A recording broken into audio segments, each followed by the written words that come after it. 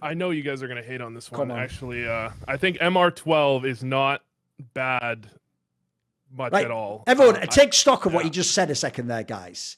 After all the shows and all the broadcasts, and everyone has finally agreed in the consensus, like MR12 at least sucks in some kind. He's just saying, just straight up, like at face value, my good point to start the show is MR12. Isn't that brilliant, eh? So go on, I tell you what, I'm definitely interested. You've got a fucking wrapped audiences, so hit me with it. What reasons have you got? It's good. Hit me with it. First of all, I'm sorry to you guys, but if we're talking about the fans, the casual fans, MR15 is way too fucking long. Oh, sure. Okay, it's just way too long. I genuinely, I want to watch the games. I get bored halfway through a game in MR15. MR12, I'm watching 2, 3, 4 times as many games because almost every round is relevant. Almost every round has something to it.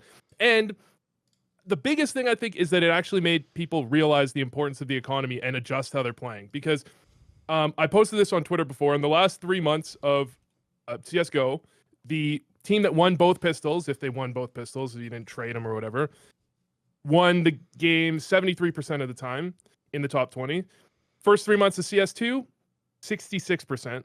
At the major so far, it's 60%, which seems to suggest that if winning both pistols doesn't win you the game, it doesn't feel like, and you see a lot of pros talk about pistol rounds are too important. Pistol rounds currently are not more important. Now, you could argue that I'm not looking at the second round because that's a different thing. But if you win the first round, currently winning the second round is like 85% on most maps. It's even more certain than in CSGO. It's not, I don't think it has as much of an impact as people are making it out to be. And it makes the game a lot more enjoyable to watch. I mean, he's actually, unironically, attempted a normie take. Okay, fair enough. Playing to the crowd. Yeah. I think that's like the only reason that it's okay is that you can get through the day faster. I guess production probably loves it because most of production behind the scenes doesn't really care about the integrity of the game in terms of finding the best winner all the time. They just want the games and days to be over faster.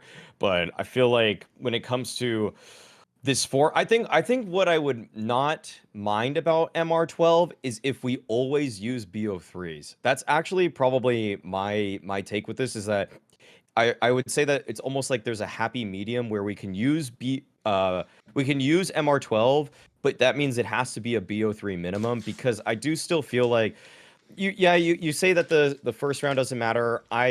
And you even acknowledge the fact that you're not really looking at the second round. I kind of argue that the second round is probably the most important because if you're a T-side team, everybody knows this now. If you're a T-side team, you plant the bomb on the pistol, you lose that round, your second round isn't even that bad. Like you still, in so many cases, if you win that second round, you're hurting them almost more than if you actually just won the pistol because now the CTs, instead of getting 1900 the second round, are back to 1400 after what was pretty much a cobbled by together after winning the pistol. So I will say that in some adjustments, I think. Yes. Yeah. If anything, it's almost like I could accept MR12 if there was, if again, like my one way I would want to accept MR12 wholly and be actually just fine with it, just play BO3s all the time. Because then I do think we're getting to the right result more often than not. And I think that with MR12, there's still more variance. That being said, this major has shaped out rather well with the teams, and I think the quality of teams has actually been on display. Like, I don't feel like there's too many teams that are just randoming their way up to the top here, as I did more so with the Paris major. And so I think that there's a few things that have gone pretty well with CS2. I'm not as vehemently opposed to MR12 as I think Thorin is, but I just do wish that, one, either the economy changes in some way that makes it so that second round isn't as brutal as it is, or two, I just want more BO3s. The problem here is you actually, if this was like the hot take show, you would have fucked the take up. It would on the surface be the best hot take ever. Because as I say, no one would agree. Everyone would go, what the hell? And they'd all react. But the problem is you made it too reasonable. This is what you don't do on the hot take show. By just saying at the beginning, like essentially the framing is for normies and casuals, not for like the people on this show or the kind of like lunatic who probably watches this show who are super invested and essentially like esports is their life in a way. And this is their sport. They follow it like a nerd would follow baseball or something where they're looking up old stats and stuff like that. And the joke is actually, if there's ties into the little base detail for Maui there. I actually do think esports was ahead of real sports in that sense, because obviously all those sites like Basketball Reference, not many people used to use that back in the day. Now, all the basketball fans are like the HLTV stan who's just checking all the stats. Like, oh, you had 14 more kills. Like, everyone uses those sites now. In fact, the joke is half the conversations look like people only look on those sites, much like this idiot looking at the rating on HLTV, and they forget to watch the game and see if the guy was actually good or not. They just go, he was better and carried this one. It's like, no, the number just says that, mate. So what I would say is, like, I think it's a fair point for normies. Like, obviously, I'm not in that position, and that is, let's be fair, technically who the major service is. It does service the... Remember, the thing that people have always misunderstood about Counter-Strike, I'm amazed how many people in esports don't get this, is you don't really think that, like, Valve waves a magic wand when it's the major, and then, like, 800k extra people turn up.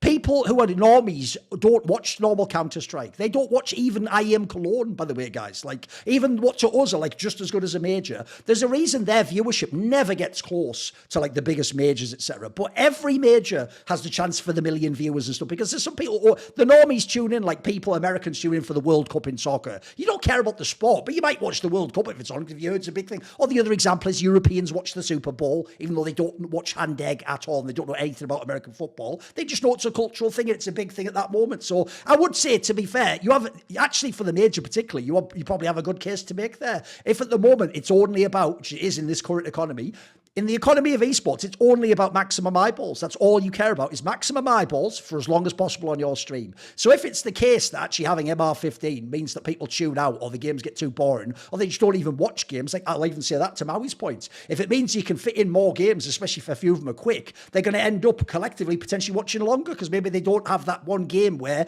on a like 8-4, they're just like, I'm not into this game, and it's like an overpass game that's going to last forever. Maybe that's when they tune up. Maybe they don't in this case. Maybe they think, oh, it's only a couple more rounds and then we're on to the next game. There could be an argument there, but that's when I'm being too kind. If I go into all the things I care about, spoiler, I don't care about the masses of humanity. I'm not saying I'd press a button and, you know, blow them all up with some sort of an atomic weapon. That would be outrageous. All I'm saying is I don't care about them. I'm not saying I wouldn't blow them all up with an atomic bomb either. I'm just... I'll double down on this one. Yeah. I'll double down on this one. No, it's just, I don't think it's just about the normies. I think that's a big part.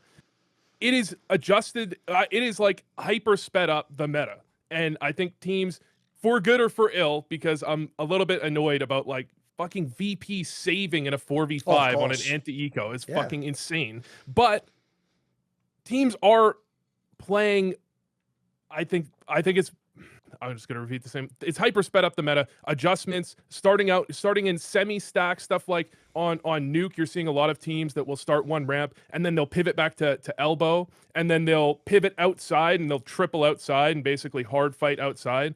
This is stuff that I think was teams were shifting in this direction. Now they're shifting even further in this direction to make up for the fact that it's MR12. So in theory, if we took how teams are playing now and put it into MR15, I think that would be 100 times better. But if you take MR15 and you bring it to MR12 and teams adjusted because of MR12, and we'll say it's MR12 that's caused this, I think it has changed the meta so that MR12 is not nearly as big of a deal as people are making it out to be.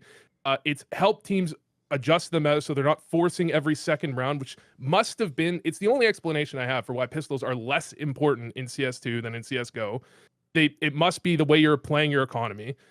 I mean, I would just remove the 1400 loss bonus entirely, by the way. Just fuck that. Oh, of course. 1900 from the start. But, yeah, exactly. And I agree, you should probably play more BO3s, but I also think that MR12 has caused teams to shift more in terms of playing economy correctly.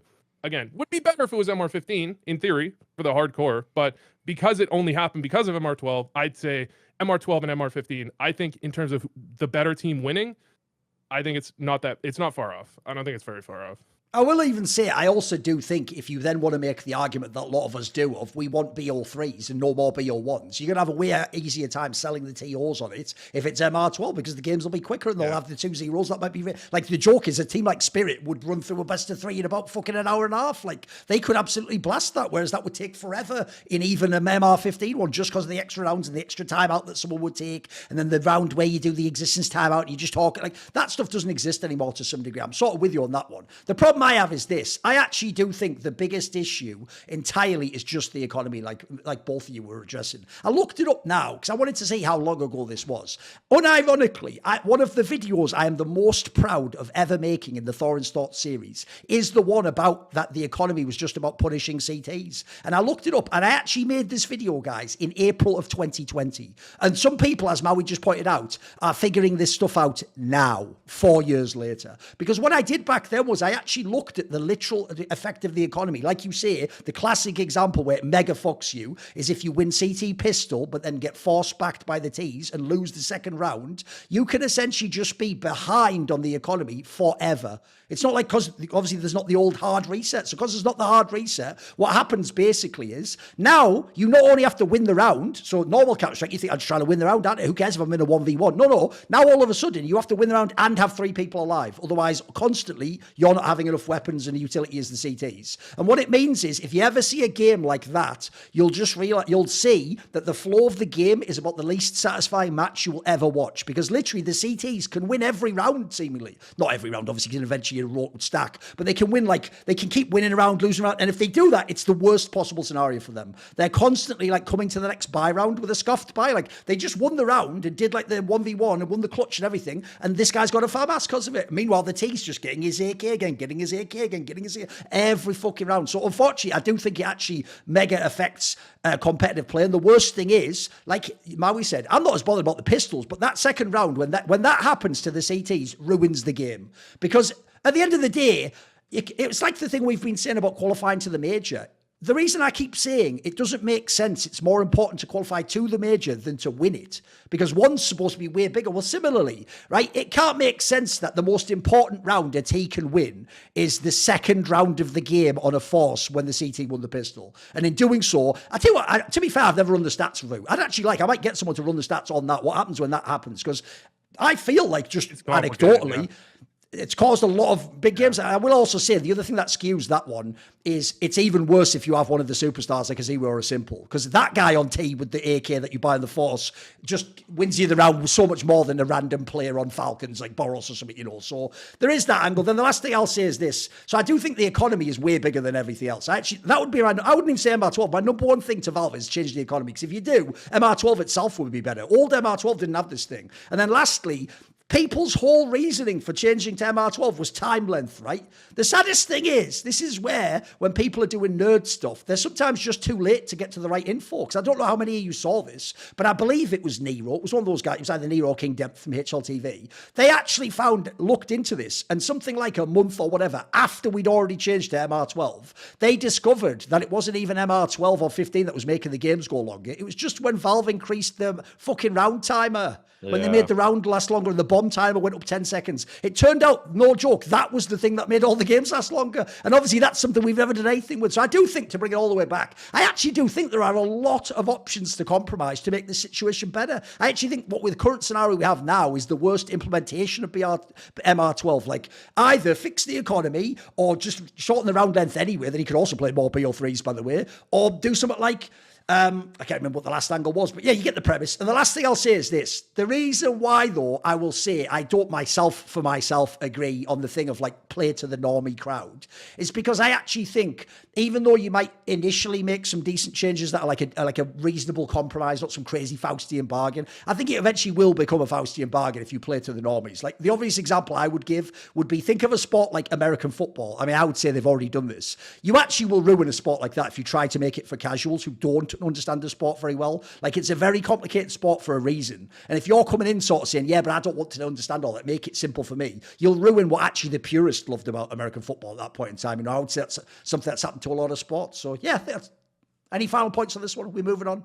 Well, I think actually I'll just even speak from experience here, as a viewer. If I'm not working at an event, I actually used to not be able to really be great at watching 3 BO3s straight. And actually, at this major in particular, I've just been streaming it. I've been just co-streaming the whole thing, and I've just been watching. And I can watch 3 BO3s in sometimes under 9 hours, which is really, it actually makes it so I can watch more games in a day, and I can learn more about more teams and get well-formulated opinions. And again, this is not pro meta or anything like that necessarily, but in terms of actually being able to get the most well-rounded opinion of the most teams possible. MR12 has actually made that feasible with like a regular amount of effort put into it, whereas before it would actually take me maybe like, you know, if I watch start to finish live 3 BO3s, that sometimes is actually like 12 hours. Like the difference between watching, you know, 9 hours and 12 hours, it's not even comparable. Like people get it. Like, you know, if I can watch that much Counter-Strike, I'm just going to know more. I'm going to have more enjoyment of the scene in general. And so there's a lot of things. And I will also say, we didn't even talk about this, the playing aspect. Getting like as a more, if you want to play a casual game and you know it's MR12, the commitment towards that, as opposed to feeling like you're in this hell cell with your teammates who are just griefing you the whole time. If it's MR12, it's actually a lot more bearable too. So there's a lot of reasons for the casual side that MR12 does make sense, even though I feel like to find the most fitting winner, you should probably have 15 rounds of play per half. I'll say you can love it or hate it. I honestly don't really love it that much, but I'll take it. Teams now realize it's not about winning the round on CT. I kind of hate this again. It's not about winning the round. It's about winning the round with more than 3 players. Yes. That's all it matters about. That's why they're stacking everything. That's why they're doing all these gamble stacks. That's why I think that a lot of the maps that are getting played are maps where you get punished less for gamble stacking. If you're wrong, either you can retake or you can pivot like on Nuke. You can love it or hate it, but that does actually make even this back and forth T-pistol situation, even I think it makes it a little bit less harmful, because teams go, well, we're just going to stack 3B, and if they go B, then we're losing. And teams were kind of moving towards that, but they're really on that now. And it feels like it is actually making CT economy not as much of a problem, but then Valve's just putting on 1 million T-sided maps, and I think that's just counter. That's true as well. Yes, that is true. Yes, I think this makes it awful. Yes. Yeah. I mean, that's even one thing I always say is like the other thing about the game is even the maps that traditionally, like Nuke used to be mega CT sided. It isn't fucking mega CT sided now for ages now. Like you can get tons of T rounds. So yeah, I do also think the map pool has to, as usual, the sad thing about Counter-Strike, it's never usually one factor. It's about 15 strands that you have to like unpick, isn't it? So hence why just making it MR12 alone wasn't like the panacea. So to see more cool, funny, interesting clips based on topics from my content, well, subscribe to this channel then, or, you know, be a pleb and don't.